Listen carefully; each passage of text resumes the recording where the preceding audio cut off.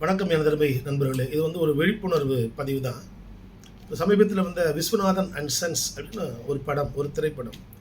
அதில் சூர்யாவோட அம்மா நீ கல்யாணம் பண்ணிப்பா, நீ 40 வயசு கடந்துட்ட, நீ கல்யாணம் பண்ணணும் ஏதோ ஒரு சூழ்நிலை அந்த கதாநாயகனுக்கு திருமணம் செய்வது, திருமண பந்தத்தில் ஈடுபடுவது பிடிக்கவில்லை.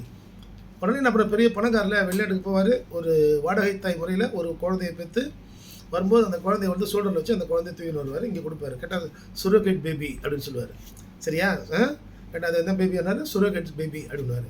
இங்கே அந்த சினிமாவை பார்க்குற இளைஞர்கள் கூட நிறைய பேர் இதை போன்று தவறாக வழிநடத்தப்படலாம். அவர்களுக்கு அந்த எண்ணம் 2 பேர் என்கிட்ட கேட்குறாங்க, சார் நாங்களும் அது மாதிரி பண்ணிக்கலாமா அப்படின்னு.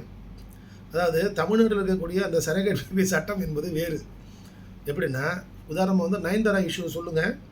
அவங்க இது மாதிரி வாடகை தாய் முறையில் தான் குழந்தையை பெற்றுக்கிறாங்க. அது நீங்கள் அந்த மாதிரி குழந்தையை பெற்றுக்கணுன்னா அரசிடம் அனுமதி வாங்க வேண்டும். அரசு அனுமதி எந்த சூழலில் அரசு கொடுக்கும் அனுமதினா, நீங்கள் இயற்கையான முறையில் கருத்தரித்து குழந்தை பெற்றுக்கொள்ள முடியாத தம்பதியாக இருக்க வேண்டும். அதற்கு அரசு மருத்துவர்களுடைய சான்றிதழ் இருக்க வேண்டும்.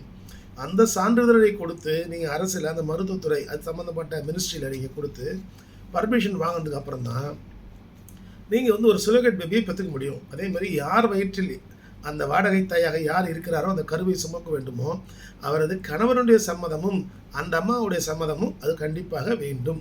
இதெல்லாம் இருந்தால் மட்டும்தான் ஒரு சுரோகேட் பேபின்றது ஒன்று பண்ண முடியுமே தவிர, சும்மா நான் சூர்யா மாதிரி போனேன், ஒரு சுரோகேட் பேபி ஒன்று வாங்கினேன், எடுத்துகிட்டு வந்துட்டேன், காசு பணம் என்கிட்ட நிறைய இருக்கிறதுலாம் செய்ய முடியாது. ஆகவே இளைஞர்களே, சினிமாவை பார்த்து ஏமாந்து விடாதீர்கள். அது படத்தை நன்றாக ஓட வைத்து சம்பாதிப்பதற்காக எடுக்கின்ற ஒரு விஷயமே தவிர வேறு ஒன்றும் இல்லை.